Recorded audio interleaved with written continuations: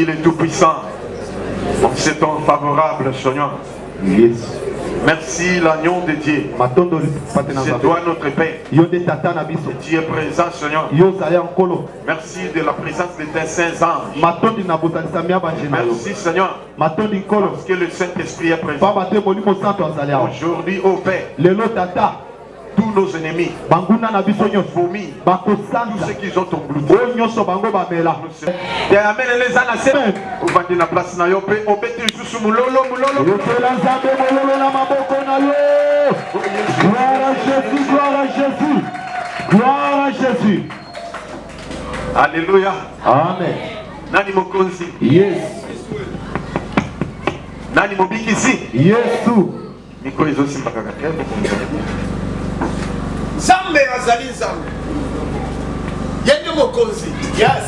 Alléluia. Amen. Yenda sepelinga no tokuta na poko leo. C'est pas ça la quelque chose. Yes. C'est pas ça aux Amen. Ozo kanga pepa pour la lokumu. Zamba lokanga zamba moyi. Yebi samo ninga na loba akosanza. Akosanza. C'est la décision. La vie l'opéra na décision loba akosanza. Akosanza. Soit qu'il y a ça, c'est à vous. Et puis tu es inventé. Yes. Alléluia. Amen. Batiaka tembe na nzambe te. Amen. Ebele batia tembe na nzambe bakufa. Yes. Si quelqu'un doute de Dieu, il sera mort. S'il résiste, à l'ordre du Tout-Puissant, il mourra comme Pharaon. Et on ne peut pas combattre Dieu. Même si c'était un lion. S'il avait englouti tes biens, sache que Samson est là. Il va les déchirer. Il va vomir. Alléluia. Amen. Vous savez tous l'histoire de Samson. Face à un lion. Il avait déchiré le lion.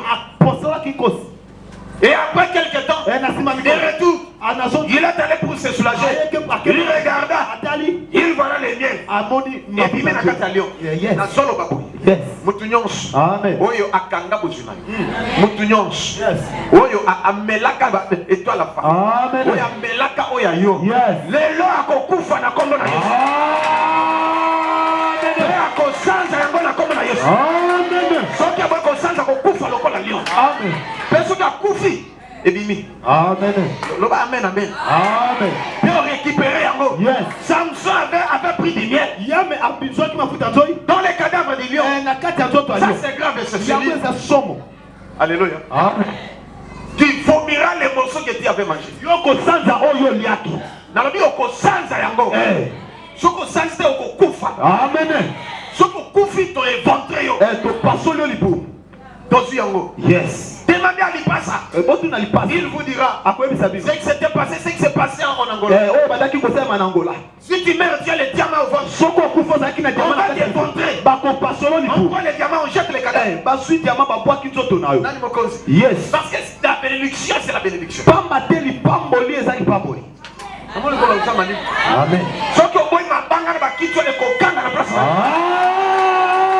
Amen, amen, amen. Amen. Ça dans la joie.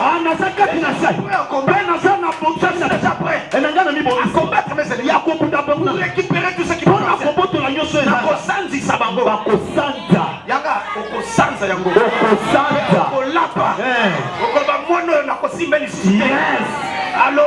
amen. Les mains en l'air, Yahweh.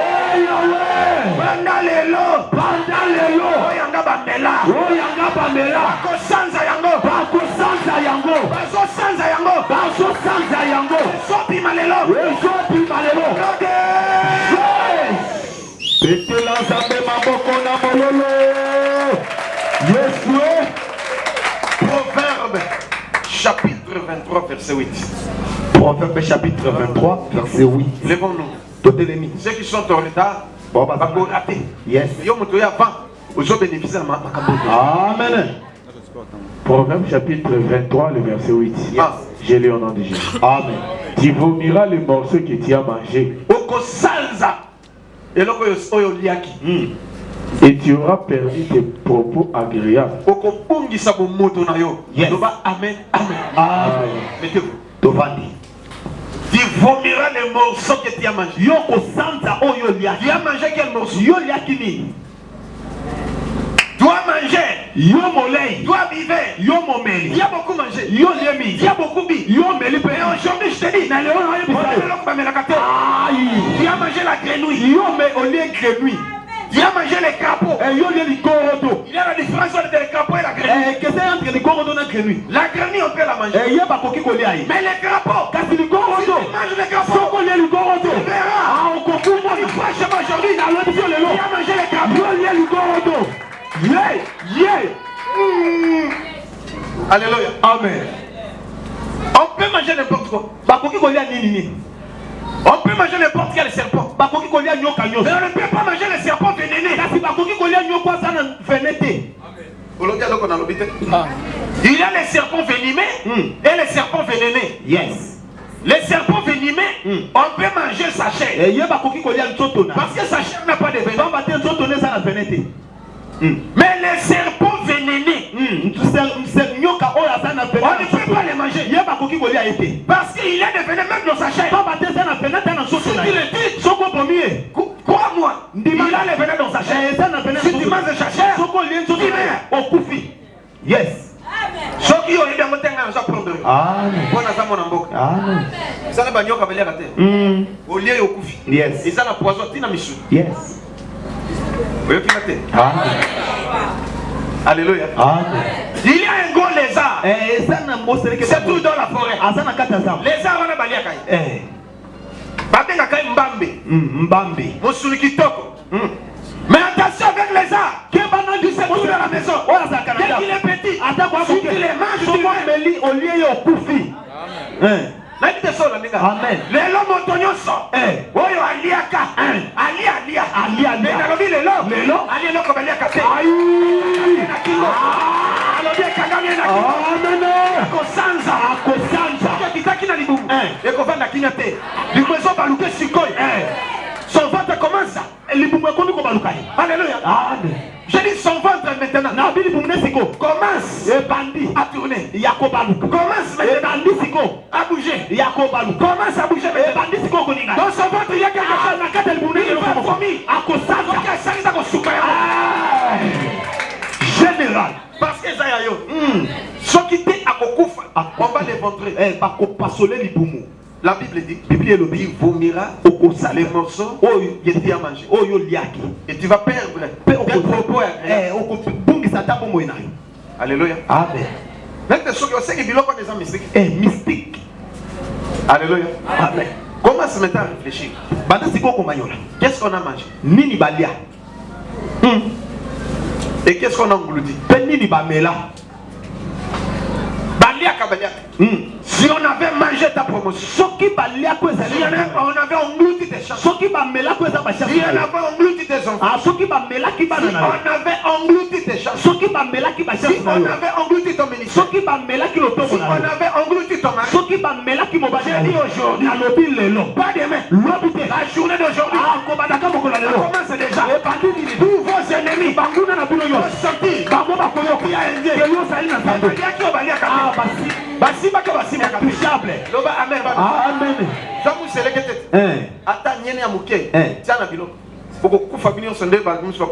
Yes.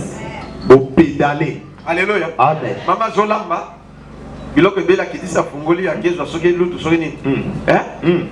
Je crois les gars ça y est. Asuli. Bakaboli bango nyonso. Chance papa zalaki te na mona kendo saka. Bon nyonso tout 4 na maman. Bon bazalaki na surpasse balé bakufi. Sur place. Ba ju biloko baketala. Abina biloko isa na poison. Poison est what? Nia Jeko. Loba Yahweh. Yahweh. Nia Jeko. Balia Nia Jeko. Eta maboko banguna no bana problème lelo. Lelo mutu abundisa kwa na problème. Yesu banguna nanga. Batele melinga paliki kolamu nanga te ekimedonanga. Ebomba lelo nanga. Batela kagai Yahweh. Yahweh batela kagai Yahweh. Alléluia. Donc, Nabi Botala. Banguna na yo. Yes. Bateleme yo pour que makabesi ma. Yes. Babi ye abonga tota. Bisoto sito mela. Yes, oui. Alléluia. Amen. Babi denga zala comme il est là. Il est vide. On a déjà englouti. Bisoto sito mela. Son mariage. Libala na. On a déjà englouti ses Bisoto sito mela bana na. On a déjà englouti ses finances. To sito mela mbongo na. Il mourra comme il est là. Yako kufa lolenga zali. Mais il dit chaud. Kaselo ko Ils sont oubliés. bango ba Il y a un Dieu. Ils vont les faire sentir sa colère. Ils vont vomir. Quelles que soient les années, quelle que soit la durée, ils vont vomir avec force. Et cela viendra de Dieu. Et Dieu fera que toutes tes bénédictions soient protégées. Et copima intact. Jamais. Jamais pour là. Ata ekoti kuna na excrément. Ata ebebi na nyonso pe bebi. Tango kobima. Sokola ngoka ici. Kedote. Ezoka ndenge ezala kenta. Nani makonzi? Yes. Talo boko likolo ba Yahweh. Yahweh. Bandalelo. Soyanga. No soyanga. Ezali intact. Ezali intact. Au nom de Jésus. Acclamez. Et maboko pena Yesu. Yesu. Tu vomiras les morceaux que tu as mangés. Yoko santa oyo liaki. Si on avait mangé ta bénédiction, Soki ba liaki li pambo. si on avait englouti tes biens, Soki ba melaki bo. si on avait avalé tout ce que Soki ba melako ezali ya. aujourd'hui ils vont vomir. Lelo ba ko Nous santa. allons seulement prier. Tokomonde la Dieu va se manifester. Samba komi moni. Parce que tu as foulé tes pieds Papa ici. Dieu Dieu ba kololo. Dieu va te visiter. Samba komi moni Et zakati. tes ennemis sauront que tu Dieu ba es. kuna no ba ko ba kelo na Nzambe. Yes. Encore un autre verset. Komi mosus. Jonas, chapitre 2. Na fini moto. Te papa. Na tongi moto. Te papa. Na lobi mabe. Obete liza matama bogote. Jonas chapitre 2 verset 1. Jonas chapitre 2 verset 1 à 2. Et puis le verset 11. Et puis le verset 11. Jonas chapitre 2, le verset 1 à 2 et le verset 11. L'Éternel fit venir un grand poisson pour engloutir Jonas. Nzambe atindi mbisi ya munene. 3 jours et 3 nuits. Mais Jonas asalaki butu misato na mwambisi. Pe mikolo misato. Jonas, dans le ventre du poisson, pria l'Éternel son Dieu. Jonas na kati na libumu na mbisi. Mais apriaki Nzambe na. Yes. Le verset 11. L'Éternel parla au poisson. Nzambe alobi na mbisi. Et le poisson vomit Jonas sur la terre. Yes. Mbisi esanzi Jonas. Yes. Vous comprenez ce message. Même si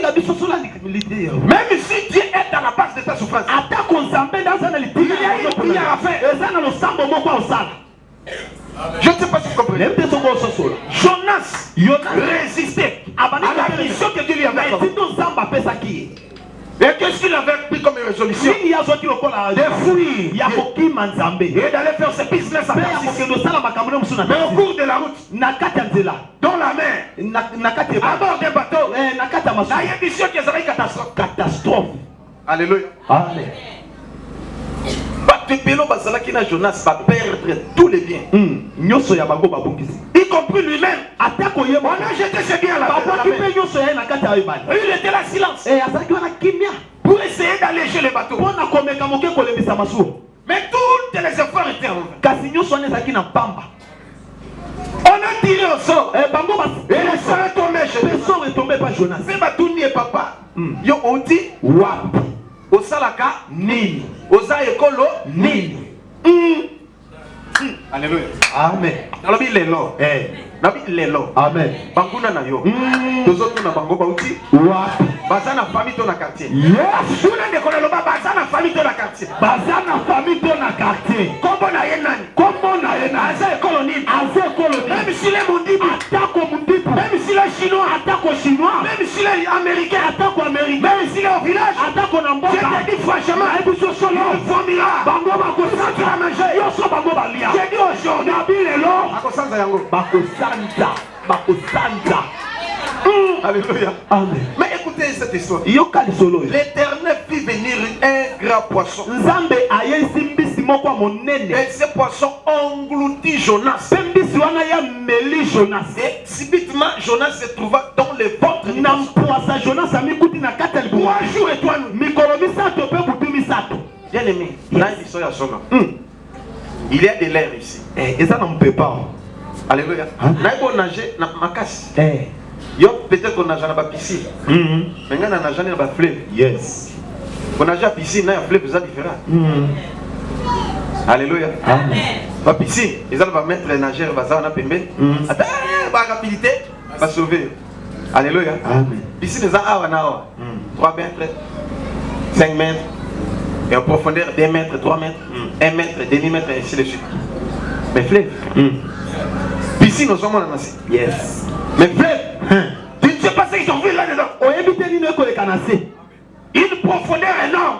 On était à Bongandanga. En Équateur. Je me souviens un jour. Nous sommes partis pendant les vacances. Et les bacs traversaient le véhicule. On a monté sur le bac. On a traversé jusqu'au bord. On était au nombre de vingtaine. 27 enfants. Et on a plongé de là jusqu'à l'autre bord. Qui va arriver le premier? Je suis sorti le premier. Alléluia. Amen. Ils ont jeté. Ils ont le combattu victoire. Je vais péter je vais victoire au zonga. Alléluia. Amen. Tokomi. Moko azate. Yo sakalaka. Fleuve. Là où il y a des crocodiles. Là où il y a des hippopotames, il y a des esprits méchants, il y a des sirènes des eaux, il y a toutes sortes. Et la Bible dit, le siège du diable, le trône du diable est au cœur de la mer. Bien les métal là, cimetière, ils ont tout bien. Au côté de l'Ikoloboé, au côté de la cimetière. Mais qu'est-ce que c'est? Somme est balayé les cimetière. Yes. Alléluia. Amen. Et arrivé au bord, on m'appelle le champion général Molongi général Kout. Yes. Mais à la fin, Nasuka. comme même il la même interdisait d'aller là-bas. Lui était en voyage. Souvent, s'il est en voyage, moi je profite. Alléluia. Moi, je master nangai baba, bamindros, balikuda basingelio. Amen. Nani mokonzi? Yes. Bayo swangai. Alléluia. Ah, batainga. Oh, bajofa. Ah, nakati bango. Vraiment. Abenisé là, yakana. Aspirant Antoine Marie. Aujourd'hui, il est déjà prêtre. Nous sommes partis. Et nous sommes arrivés au fleuve. Après avoir nagé. Nous sommes dans l'ambassade. On a fait la moto. Allez. Nous avons 27. Combien? 26. 26. Nani Mokonzi? Yes. Et c'était à 15 heures. C'est à 15 heures. Wapi yo bilamba yango. Pourquoi wapi? Azate. Azate qui? Wapi. Loba amen amen. Amen. Loba Jesus amen. Amen. Je dis tu vomiras les morceaux que tu as mangé. Okosanta oyo ya basimba kate. Dala na mona kisi en live. Yes. Il y a des hommes crocodiles. Et ça n'a pas ton gando. Et il y a des hommes hippopotames. Et ça n'a pas ton hippopotame. Et bazomi bombaté. Ils n'ont pas honte. Yes. Et l'homme crocodile, c'est le père de mon ami. Comme on est bio. Papa n'a pas un homme terrible, un homme crocodile. Motongando. C'est Nathalie comme les hommes. Maman, je t'ai dit. Bio, je suis un lemba pas la grande sœur. Maman, je t'ai dit. Papa n'a pas un homme crocodile. Motongando. C'est quoi? Moi, nous, y'a qui moi, n'a pas bango. Ah. Nani mokonzi? Yes. Samuel kenekete sali nini? Eke.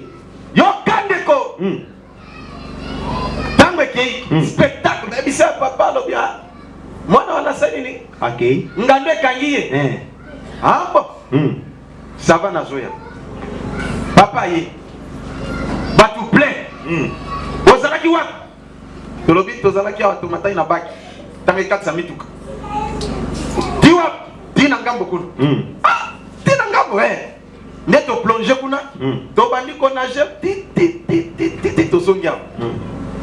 To songi mais on était un peu distrait. Et to saki na kata moi loingi. Et après on a constaté que lui n'est plus. Na mbalamo ko totaliste au moins que moninga. Là on est bisika bono sukola wa tipo matiba kia azui bakasa kasa ya kasa. Abandonika.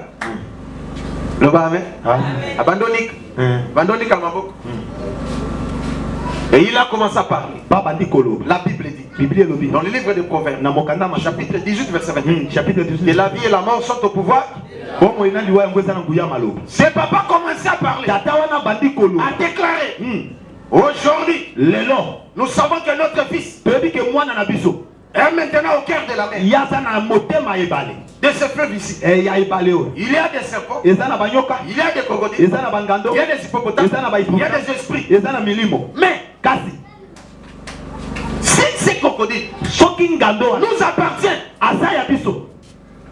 qui le mange de ce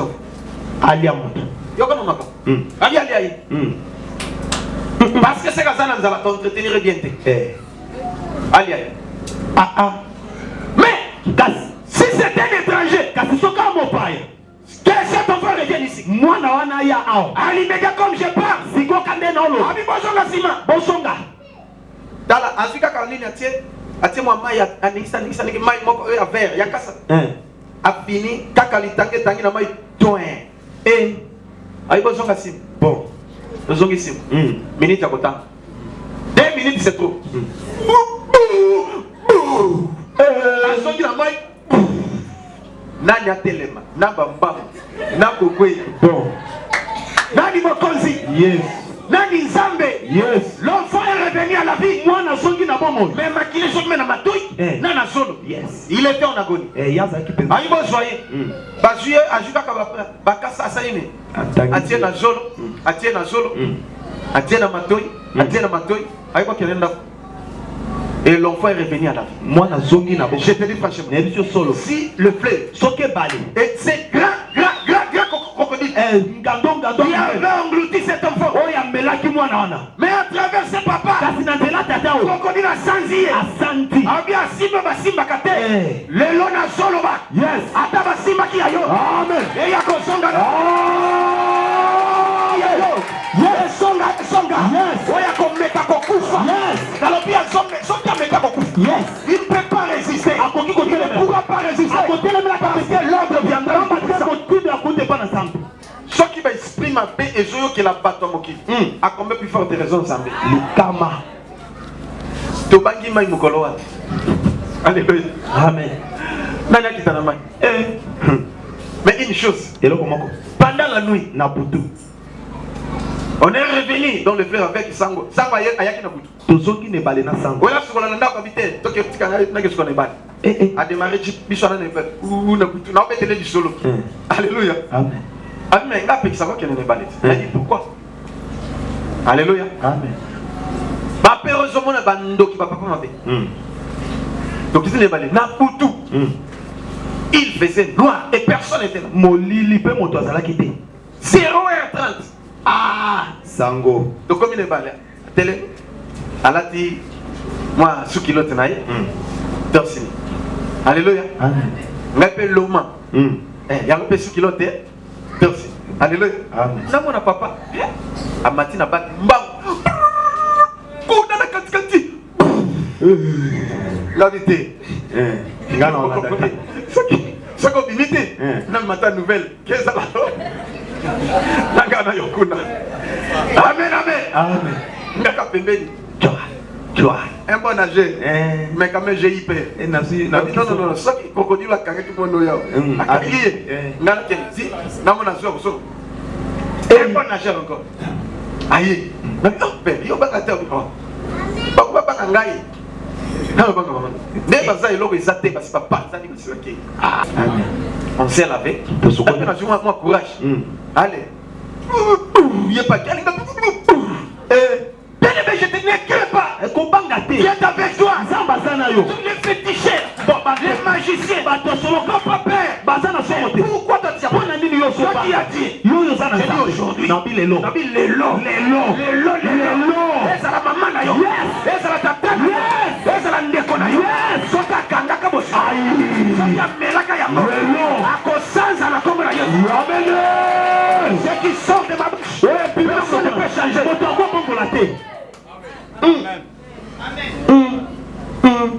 Dosi kosukola domate na jip ale dozongi paroisse. Alléluia. Amen. Tokomi désert na paroisse. Tokoma désert oyo ke topema topemite. Asi changer nga na se changer na kela. Maka ba ya Freddy. Allez, allons-y. Allons-y wapi papa ketikali. Bon. Alléluia. Amen. Bishona alati soutane ya noir azui etole ne ya mort simbisinga bishona yeli boso ngasima. Toka kabandoki. Amen, amen. Zambe a visité yon komona. Amen. Mutu nyonso tambo kolikolo loba. Eh Yahweh. Eh Yahweh. Mutu nyonso. Oya mela yanga. Melo. Asanza. Akufa. Betela nzambe maboko makasi. Yes. Nani mokonzi? Yes. Nani mobikisi? Yes. Jonas dans le ventre d'un grand poisson. Jonas na kati ya libumu ya mbisa monene. Dans le ventre du poisson. Molingami na kati ya quel chalet? Nini molungeza kuna? Oui, chalet ezalaka na libumu. Même dans le ventre d'un animal. Atako na libumu ya nyama. Même dans le ventre d'un poisson. Atako na libumu ya mbisi. Même dans ton ventre. Atako na libumu na yo. Il y a une forte chaleur. Ezana moto ya makasi. Mais Jonas était là. Kasi Jonas azalaki kuna. Il mangeait comment? Abandaki kolia ndenge nini? Un bébé dans le ventre de sa mère. Maman mwana na libumu ya mama. Il peut manger à travers le cordon ombilical. Akoki kolia na nzela singa motolu ya mama. Mais il n'y avait pas le cordon ombilical. Kasi singa motolu pour que Jonas puisse manger. Pour que Jonas alia. Même boire pour boire. Atako pona comer. Il ne pouvait pas boire. Akoki kaki moela te. C'était insupportable. Comment est-ce qu'il vivait? Dans le ventre du poisson. Mais il y a quand même une chose. Jonas savait. Oh, Jonas a salaki. Je vous dis franchement, c'était la mort. Insupportable. Même si on s'en vivait, nous vivons. On s'en fout le corps, on s'en déjà mon koufi. Tu es mort quoi que vivant. Mais je te dis une chose. Il y a un principe. C'est que Jonas avait fait. Oh, Jonas a salaki. Même dans le désespoir. Même dans les calamités. Même dans la souffrance. Même maladie. Engloutit ton corps. Mais je te dis une chose. Tu feras comme Job. Et tu feras comme Jonas. Même dans le désespoir. Qu'est-ce que Jonas a fait? Le premier principe. Pour qu'on puisse vomir. C'est qui t'appartient. C'est la prière. Yes. Yes. Amen, papa. C'est la prière. C'est la prière. Écoutez, Yoka. L'Éternel fit venir un grand poisson pour engloutir Jonas. Jonas vit dans le ventre du poisson 3 jours et 3 nuits. Jonas dans le ventre du poisson. Pria l'Éternel. Alléluia. Est-ce que ses yeux étaient ouverts ou fermés? Est-ce qu'il respirait normalement? Est-ce qu'on peut respirer dans l'eau? Est-ce que bakoki kopema na kata mai? Na samai. Je suis un bon nageur. Et naza moto na jakamala. Mais na kata mai, jamais. Il faut être comme les passants. C'est un plongeur. Plongeur, il a des appareils respiratoires. Qui au quotidien, au cœur de la mer. Oh, respirer le bâtiment, et puis n'est-ce pas les passants? Et bongo. C'est ça bon. Et tu peux faire des airs et des airs. Mais sans Dieu, on peut m'en dégainer du passant. Les kamas, au kokate. 30 minutes c'est trop. 45 minutes c'est trop. 1 heure du temps c'est la mort. Liwa. Ndenge za la kanaka solo na ona munoko kaka. Ça la 30 minutes aussi pas. Jamais. Mai ezana pema ya moka usakana te. Oko pema na mai te. Alléluia. Amen. Soko tina mai principal iso kanga pema. Mais pongo la misu. Yes. Vous comprenez? Amen. Si vous avez nagé, mais si vous avez nagé. Yes. Parce que vous avez tout en banga, vous tout en anzété, vous tout en motu, donine parce que ils sont des nagés. Alléluia. Au moins une première couche à maille, ils sont un peu flou, ni tout. Sauf que la deuxième couche, troisième, au sommet de musique pour là. Même le loco ya, il y a une de tombi saison au monde. Et bambi c'est mine qui m'a capaté. Yes. Nasa maille. Alléluia. Un jour, on a posé la compétition. Tout ça sur la compétition. Toi la boîte. Tala. Toi la boîte. Qui sortira le premier avec du sable? Nana kobi moto ya bona zéro à sa main. Très profond. Mosindo makas. 12-15 mètres de profondeur. 20 mètres de profondeur. Dans le bien, comment on dit? Ah. Hein? Banda na batol. Tio qui t'a et quoi ça combien de mètres? 5 mètres. Alléluia, pour 4 mètres, pour 3 mètres et demi. Mais si vous au Kinde, na Nina Boul, 10, 15, 20 mètres. Liwa. Ils ont facile faire. Non, que t'étais papa. Même plus. Toye wana, ils sont dans le bureau. Dans le Likuda. Moninga. Alléluia. Amen. La mort n'est rien. Mais vivre vaincu sans gloire, c'est mourir tous les jours. Yes. Amen. Et en plus, Bobby, vivre sans témoin, c'est mourir tous les jours. Sans amis, c'est mourir tous les jours. Yes. Ata moninga moko ya yebi quand même masolo na. O kambi botangi na. Yes. Alléluia. Amen. Ne to komi wana compétition na ba boîte. Des boîtes. Oyo biso bata tembe. Na moto azo ko conduire. Na ba boîte mususu ya boîte ya secours. Loba amen. Amen. To eti na kati. O veut que place au masu eleka. Place au est très profond. Ndiao. Aïe bon. Des personnes sikoy. Bon ba tete. Pour plonger. Oh, il y a un zèle. Au place où on a triché, pour aux akana, na sous kilo de silito sini. Ma boko papa. Ndeko kijo na so bimi na zèle, c'est quoi? Au commis déjà nasi. So bimi ma boko papa c'est au comité. On a commis au commis wapi zèle. Alléluia. Quel risque? Nani mo konzi? Allez, ngana mo to tsaki tembe yo tsaka mnonga bine ba que ça va. Plongeons. 1 2 3 Tala. Ok, boy, okati mai comme balola. Pour bima. Alléluia. Mais il y a une technique. Et ça, dans le lingue, il y a aussi. Soki ko ibongo. Alléluia. Amen. Ndeko. Banda kotindi kama ina sima. Donc, okiti. Soki au comité. Ndamu to na kena komi na maliboso na. Na mystique. Ndenge to plonger comme on a plongé là-bas. Ndenge to bois kamiwana. Si tu n'arrives pas au bout, soki o komi na moi je sortirai premier. Ngana kobi moto ayambo. Oketi pembe kangi. Donc aussi ma yelo mona mo auto kendeki na ye à comité. Il lui restait quelques mètres. Atika ki na mais à Calais, à Bando Mata. Ngana keti na komi na se na Gisèle. Et tant aux Gisèle, tant aux autres de Nakaka. Alléluia. Amen. La émission quoi? On y est vitesse au quoi flèche pour au double et pas au bimi pouf. Dans le milieu on a c'est le bruit. Oh champion. Liwa. Alléluia papa. Mais c'est qu'on attend qu'on a commis na Talibou. Dans la miss. Ah qui va l'aider? Moussous. Je vais au kangi na mboko. Na kokima papa. Alléluia. Amen. Soki te kokima, na te soki yakima kama bisho na kanisa kangando. Menga ngaka moi mutu makasi ngaka rien. Na mona nzambe. Mona nzambe ngo catholique. Yes. Alléluia. Amen. Aujourd'hui je suis enfant de Dieu. Siko na za mwana na nzambe. Mais hier je n'étais pas enfant de Dieu. Kasi lobi na zaki mwana nzambe te. Catholique et lokote.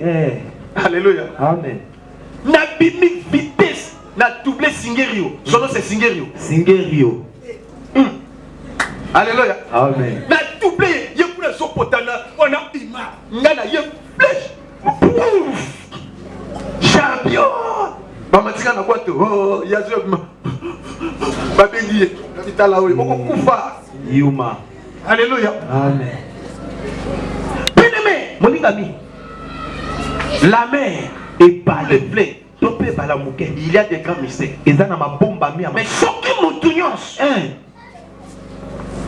Oya mela. Yes. Même les chocs qui mela.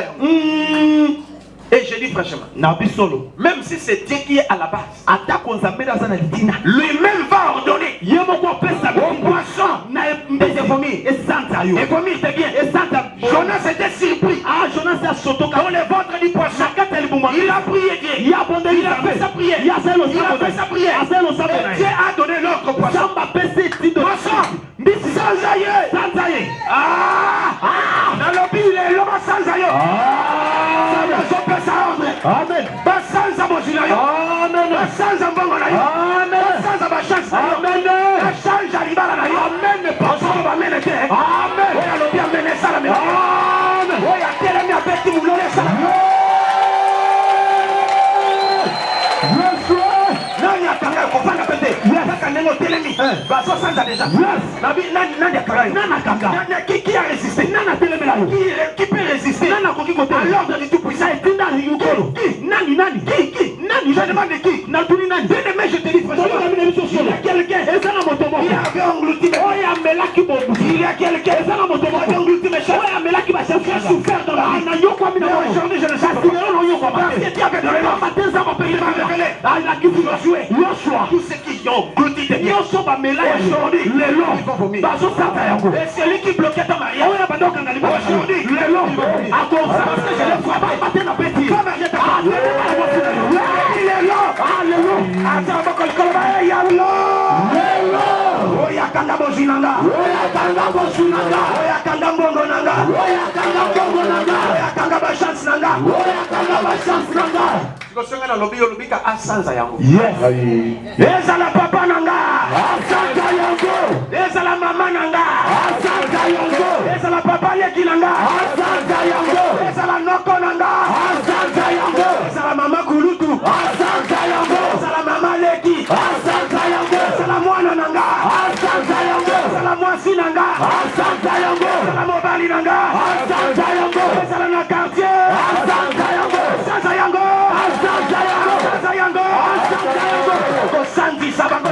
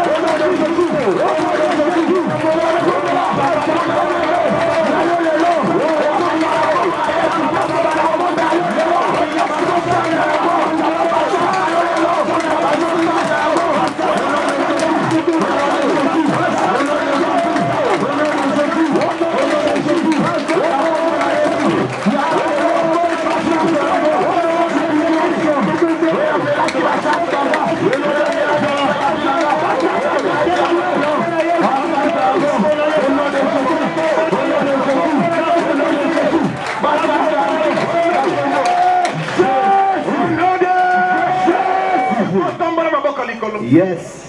Someone ne sait pas dans Zambie. Eh Yahweh. Mati savoir. Ndeko zoma savoir. Ndenge penza mazoko sala kati. Yes. Parce que Psaume chapitre 56 verset 10. Psaume 56 dit. Les ennemis vont reculer. Banguna no bakozo. Les jours où toi tu vas crier. Mokolo yo kokanga. Il faut crier très fort. Et Seigneur kokanga makanga. Plus que moi. Kokanga kolikanga. Eh Yahweh. Ndeko sunganga. Ndeko sunganga.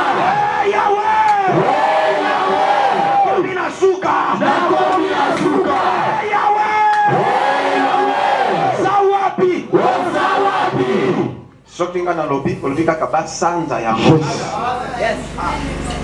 Pona bosi nanga, basanza yango. Pona sante nanga, basanza yango. Pona usala nanga, basanza yango. Pona promotion nanga, basanza yango. Pona libala nanga, basanza yango. Pona bota nanga, basanza yango. Pona voyage nanga, basanza yango. Pona bongo nanga, basanza yango. Basanza yango, basanza yango. Pona chance nanga.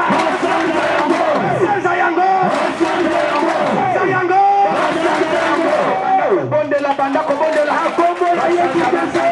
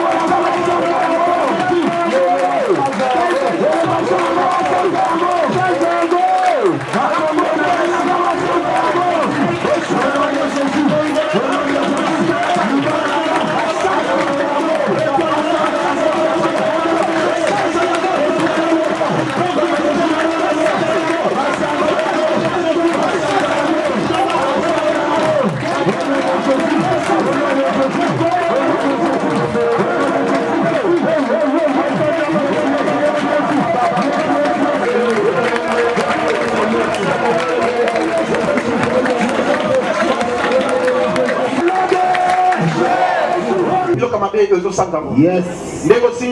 Cherche une personne.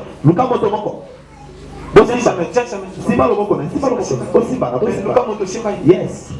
Ndeko Simbi ozobondela pona celui qui est à ta gauche ou à ta droite. Et ozobonda pona moto asala loboko na mobali pe ya monte. Nzamba protéger. Yes. A protéger ba bien na. Yes. A protéger. Yes. A bien na butu na colonne du feu. Yes. Et na moi na colonne de nuée. Amen. Pour assurer sa sécurité et la sécurité de tout ce qui lui appartient. Commence maintenant pour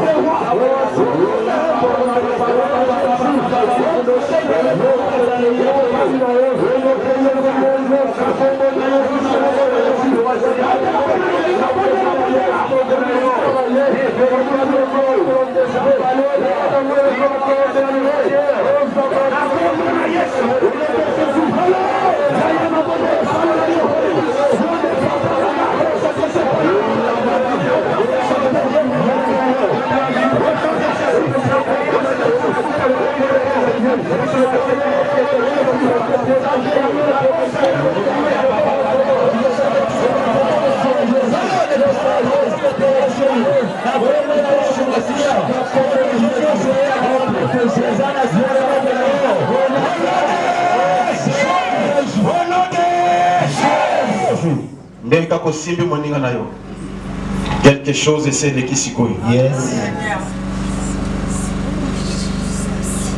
Yes. Oh Seigneur Jésus, tu as été merveilleux pour moi. Les tout-puissants, tu as été merveilleux pour moi. L'agneau immolé, tu as été merveilleux pour moi. Les saints des saints, tu as été merveilleux pour moi. Nous te glorifions, tu as été merveilleux pour moi. L'agneau de Dieu, tu as été merveilleux pour moi. Nous te glorifions, tu as été merveilleux pour moi. Libanga Natalo, tu as été merveilleux pour moi. Likonzi Namoto, tu as été merveilleux pour moi. Nosengi Bikamwa, tu as été merveilleux pour moi. Jésus le Messie, tu as été merveilleux pour moi. Lolongi Satan, alléluia. Tu as été merveilleux pour moi. Lolongi Sibiso, tu as été merveilleux pour moi. Shiloane, tu as été merveilleux pour moi. Otambo Ayula, tu as été merveilleux pour moi. Doleli Baby, tu as été merveilleux pour moi.